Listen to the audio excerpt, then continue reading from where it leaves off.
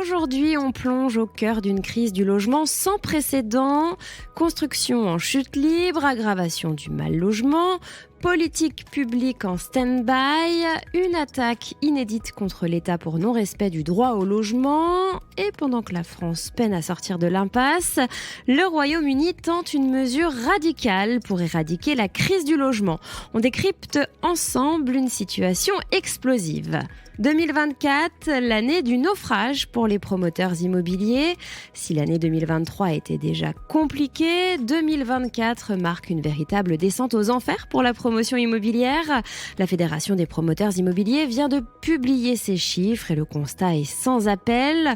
Le marché du neuf est en crise profonde, un véritable crash que l'on n'avait pas vu depuis des décennies. Tout commence avec la chute vertigineuse des permis de construire. En 2024, seulement 330 400 logements, toutes catégories, ont été autorisés, soit 12,3% de moins qu'en 2023. Dans le collectif, la situation est encore plus dramatique. 164 400 logements autorisés, un recul de 13%. En clair, moins de permis aujourd'hui, c'est moins de logements demain. Mais le plus inquiétant, c'est l'effondrement des mises en vente. En 2024, à peine 50 600 logements ont été commercialisés. C'est quasiment 31% de moins que l'année 2023 et c'est une chute abyssale de 52% par rapport à 2022. Et le dernier trimestre 2024 bat tous les records. Seulement 9 400 logements mis en vente, soit une baisse de 62,5% en 2 ans. Alors pourquoi une telle hémorragie ? D'abord, les promoteurs eux-mêmes retirent leur programme du marché. 31% des logements commercialisés au 4e trimestre 2024 ont été purement et simplement annulés. La moitié pour des raisons techniques, l'autre faute de demande, car oui, la demande n'est plus là. Les investisseurs qui représentaient autrefois un moteur du marché fuient le secteur. On enregistre moins 11,7% d'investisseurs privés qui sont découragés par la fin du dispositif Pinel par exemple et l'absence de nouvelles incitations fiscales et moins 9,7% d'investisseurs institutionnels qui se détournent du résidentiel neuf face aux incertitudes économiques et réglementaires. Résultat, un marché totalement grippé où la crise alimente la crise, moins de permis de construire, moins de ventes, moins d'acheteurs et toujours plus de difficultés pour se loger. Alors, une fois que l'on a dépeint ce tableau sombre, va-t-on vers une embellie en 2025 ? Eh bien oui, selon Pascal Boulanger, le président de la FPI, la Fédération des promoteurs immobiliers. Face à cette situation catastrophique, il voit des signaux plus encourageants qui commencent à apparaître. La BCE a annoncé une baisse progressive des taux directeurs, ce qui pourrait assouplir l'accès au crédit. Le PTZ, le prêt à taux zéro, a été prolongé jusqu'en 2026 et élargi à tout le territoire, y compris pour les maisons individuelles.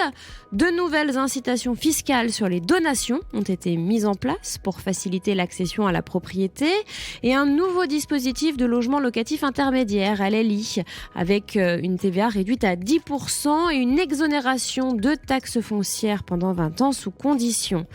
Mais pour une vraie relance, les professionnels du secteur tirent la sonnette d'alarme. Il faut aller plus loin. Un statut du bailleur privé est demandé pour rassurer les investisseurs et les inciter à revenir sur le marché.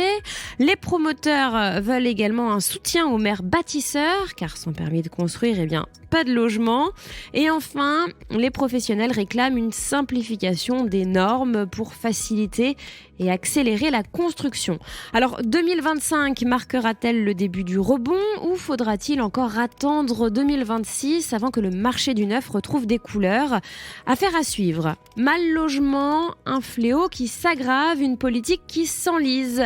Chaque année, l'ex-fondation Abbé Pierre, désormais appelée Fondation pour le logement des défavorisés, dresse un état des lieux du mal logement en France. Et cette année encore, le constat est accablant. 2024 est l'année de l'attentisme et du renoncement. C'est en ces termes que la Fondation décrit la politique du logement menée par le gouvernement. Pendant que les décisions tardent à venir, les chiffres explosent et la précarité s'enracine. 350 000 personnes sont sans domicile en France, un chiffre en hausse de 145% en 12 ans, un quasi-triplement en une décennie. 4,2 millions de personnes sont mal logées, privées de logement ou vivent dans des conditions insalubres. 11,2 millions de personnes sont en situation de pauvreté monétaire avec des difficultés grandissantes pour se loger dignement. 30% des ménages ont eu froid chez eux en 2024, faute de pouvoir chauffer leur logement.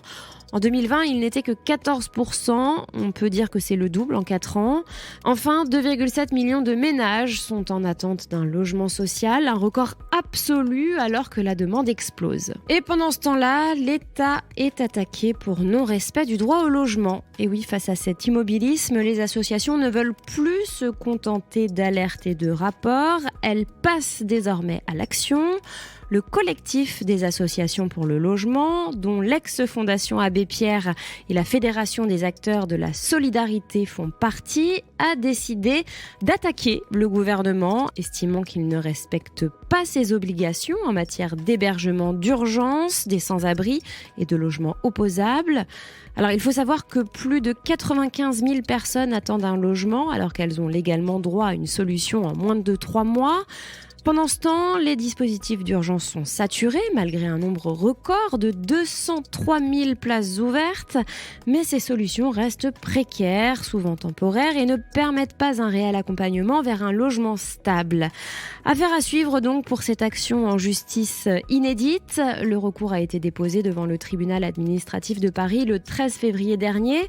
Une première audience devra avoir lieu, mais aucune date n'a encore été communiquée. On termine avec le Royaume-Uni qui mise sur un grand plan de construction.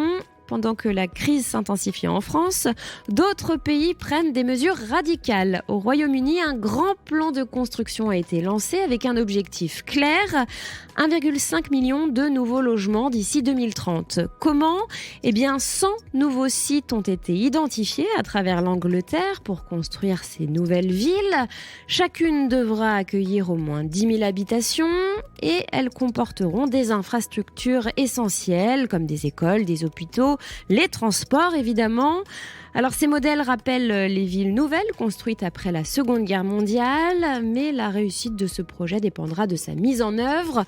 Entre la résistance locale des habitants et les impératifs écologiques, le défi est de taille. Nouvelles construites après la Seconde Guerre mondiale, mais la réussite de